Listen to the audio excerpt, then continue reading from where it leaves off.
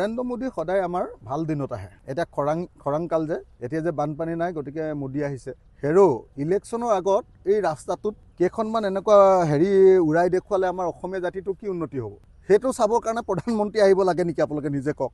আৰু যদি সেইটো চাবই লাগে তেতিয়াহ'লে তুমি য'ত আছা তাতে চালে হ'লচোন। সেইটো কাৰণে অসমলৈ মোদী আহিব লাগে নেকি? আপুনি নিজে মোদীয়ে ডাঙৰীয়াই যিকেইটা কথা অসমৰ কাৰণে কৈছিলে সেই কামকেইটা কৰি দিয়ক। তেওঁ কৈছিলে, আমি দেখিলোঁ যে যোৱা 10 বছৰ বিজেপি চৰকাৰখনে 1676 জন বিদেশীক অকল খেদিছে। এইটোতো মই দিয়া তথ্য নহয়, এইটো এছেম্বলিত হিমন্ত বিশ্ব শৰ্মাই মোক তথ্য দিছে। হিমন্ত বিশ্ব শৰ্মাৰ চহী থকা কাগজত মোক তথ্য দিছে যে 10 বছৰত 1676 জন মানুহে অকল খেদিছে। 1676 জন যদি খেদে 10 বছৰত, এবছৰত তাৰমানে কিমান? 167 জন। 167 জন যদি মানুহ এবছৰত খেদে, তেতিয়াহ'লে 40 লাখ বিদেশী আছে বুলি হিমন্তই কৈ থাকে। 40 লাখ বিদেশী খেদিবৰ কাৰণে কেইবছৰ দিব লাগিব? কেইবছৰ তেওঁ শাসন দিব লাগিব? আমি 40,000 বছৰ। হিমন্ত বিশ্ব শৰ্মাক 40,000 বছৰ দিলেহে ইয়াৰ পৰা বিদেশী যাব। তাৰপিছত যে কিছুমান মানুহে হিমন্তক যে তেল মাৰে হিন্দু মুছলমানৰ ৰাজনীতি কৰাৰ কাৰণে, মুছলমানৰ বিৰুদ্ধে এটা কথা কৈ দিলে যে একদম বিৰাট তেল মাৰে, এইকেইটা দালাল হয়নে নহয়? একদম স্পষ্ট কথা যে আজি বাংলাদেশীক যদি খেদিব লাগে 71 চনৰ 24 মাৰ্চৰ পিছত অহা সকলো বাংলাদেশীক অসমৰ পৰা খেদিব লাগিবই। মুছলমানো খেদিব লাগিব, হিন্দু খেদিব লাগিব, খ্ৰীষ্টানো খেদিব লাগিব। কিন্তু মোদীয়ে কি কৰিলে যে নাই, হিন্দুবিলাকক আমি আনিমহে। এতিয়াতো হাইকোৰ্টত কেছ চলি আছে যে বিজেপি দলৰ এজন এম এল এ হাইকোৰ্টত কেছ চলি আছে যে MLA জন নিজে বিদেশী হয়। তেওঁ নিজে 71 চনৰ পাছত আহিছে, বিদেশীকে বিজেপিয়ে কৰি দিলে। তাৰ পাছতো কিছুমান মানুহে বিজেপিক তেল মাৰি থাকে। এতিয়া আমাক এইটো লাগে যে বিদেশী কোনদিনাৰ পৰা যাব? যোৱা 10 বছৰ তোমালোকে কি কৰিলা, এই হিচাপটো দিয়া। 2 নম্বৰ, মোদীয়ে কৈছিলে যে বানমুক্ত অসম কৰিম। অসমত বানমুক্ত অসম হ'ল নে নাই? অমিত শ্বাহে যে অকল 10টা নে 17টা পুখুৰী খান্দিবলৈ দিছে, সঁচাকৈ সেই 17টা পুখুৰী খান্দিলে অসমৰ বানপানী মুক্ত হ'ব নেকি? এই সময়খিনিৰ ভিতৰত এতিয়ালৈকে মোদীয়ে কিয় আমি কেন্দ্ৰীয় চৰকাৰৰ পৰা পাবলগীয়া টকা, GSTৰ অংশ আৰু কেন্দ্ৰীয় চৰকাৰৰ পৰা পাব লগা যিটো ডিভলিউশ্যন বুলি কয়, সেই ডিভলিউশ্যনটো এতিয়ালৈকে কমপ্লিটলি কেলে দি দিয়া নাই?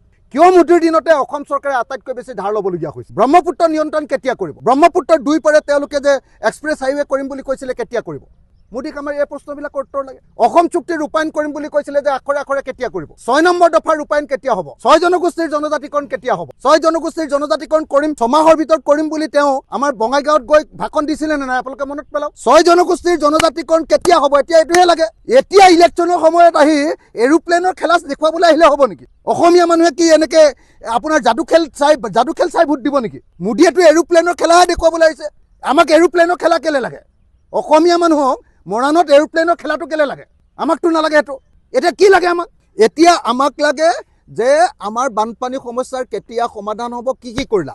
বিদেশী সমস্যাৰ কিয় সমাধান নকৰিলা? অকল কিয় 1676টাহে খেদিলা? কংগ্ৰেছতকৈ কিয় কমকৈ দিলা? আৰু প্ৰফুল্ল মহন্ততকৈ কিয় কম খেদিলা? আমাক লাগে যে অসম চুক্তিখন কেতিয়া ৰূপায়ণ হ'ব?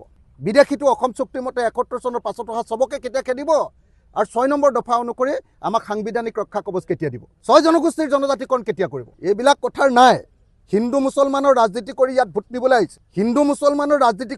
দিবলৈ আহিছে। তো এৰোপ্লেনৰ খেলা দেখুৱাই, আমাক যাদু খেল দেখুৱাই, হাপৰ খেল দেখুৱাই, যাদু খেল যে দেখুৱাই এনেকে এইটো বজাই, সেইটো দেখুৱাই আমাৰ অসমৰ মানুহৰ পৰা ভোট দিবলৈ আহিছে।